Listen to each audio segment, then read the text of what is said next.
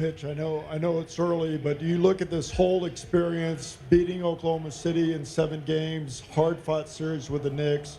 It's just a great building block for what you guys want to do in the future. Yeah, it's a little early to go there. But yeah, I mean, we've been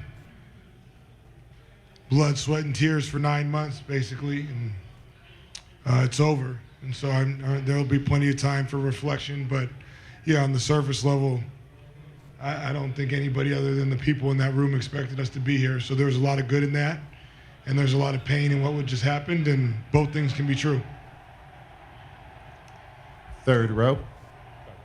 Coach, when you look at the 5 games in this series and the 4 losses specifically, common thread is the loss of leads. Was there something that was present in your mind in all 4 of those contests? Game different, by nature of the nature of the game. Yeah, there's a lot that goes into it, but the simple consistency is we didn't deserve to win the games. There's a lot of level of execution. There can be rebounding. There can be end of game details. There can be starting the game where you get the lead and then you don't sustain that. But NBA games are long. It happens during the regular season too. It's just everything's much more on stage during the finals when everybody's watching. And we weren't ready to win an NBA championship. The better team won. We did a lot of good things and we didn't finish the job, and that's what it is. Third row, left side, gray jacket. Mitch, what's the first thing that you tell them whenever y'all walk in the locker room after that, not just the season itself, but a game like this and a series like this? Yeah, I'm not going to get into what I told them, but the general sentiment is just I want them to feel all the emotions. I feel that too. So whatever they feel, that's real. That's what is competitiveness. That's what makes you better. That's what pushes you to continue to improve in the dark, long hours when nobody's around.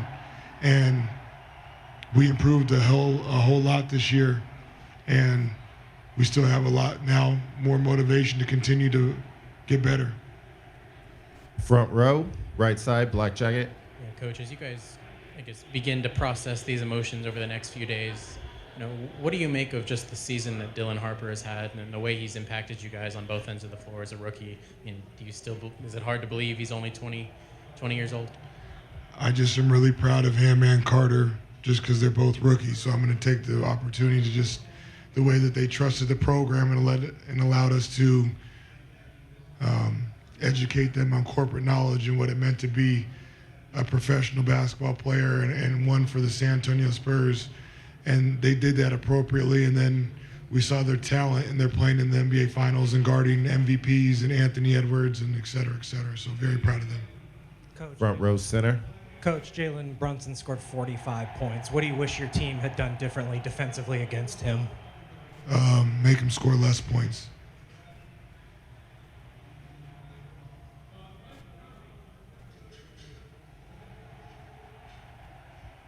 Hi, Coach. Sorry, a follow-up on Jalen. What got him going so early? Jalen Brunson, like he was the only Knicks to be able to score in the first half. What got him going in your opinion in terms of coverage? He's aggressive and he got to spots, and we were undisciplined at times. They had 37 points at half, so there was some good in that as well. And he got going, and then he got going later on, and he's a heck of a player. He deserves everything he's got. Front row, left side. Coach, this is Carolina with Spurfect and LV Sports Network. There's a lot of Spurs fans that are saddened that have been supporting you guys throughout the season. What do you want Spurs fans to know this evening? There's a lot of Spurs fans who are saddened and have been following your journey this season. What is your message to Spurs fans tonight? I'm glad that they're sad. I'm glad that they get mad when we lose or that we want us to be better. That's a part of being a fan and the support. And we feel the love and the support from everybody in the 210 and across the world. We have the best fans in the world. And again, we've been at it for 9 months. We wanted to win this series like the other ones, and we didn't. And we'll be just the same people. We're not going to flinch, blink, waver. We'll be here until whenever we get the schedule out and figure out our next game, and we'll be better. Front row, right side. What do you hope the players take from the totality of the season that they can, fuel them going forward, all the way down to listening to the other team celebrate a championship on their home floor? I hope they take the same thing that we've taken from our success. I hope it leads to them being hungrier than they've ever been, and I hope it leads them to be more motivated than they've ever been, and hopefully that leads them to be more, just to continue to improve in every facet. Mitch, how much did what they were doing defensively bother Steph tonight?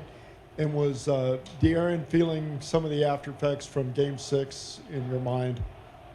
No, I think again, I don't want to get too big picture, but teams that have been in this space before typically have a group of people that have played together for some time, and a lot of times that shows itself in the slowest part of the game and at the end of the game. And these guys are going through that for the first time this year, and then in the playoffs for the first time, in the conference finals, in the finals. And it's not an excuse, it's just a reality. When you look at some of these core teams over time, they're typically a lot better in year 2 and year 3, and we have to get better individually, and that's as a coach and as a player, and continue to help them, and they have to continue to help themselves, and they'll continue to learn about each other and be better. Third row center. Coach, this is Victor Wembanyama's first playoff appearance, gets to go to the finals, but how would you say that his leadership style has evolved or changed throughout this process? I think it's grown tremendously. I think he stepped into every moment with the appropriate amount of fearlessness and also respect for the moment and being exactly who he is, and he's bringing his teammates and everybody else along with him. It's been pretty fun to observe and be a part of.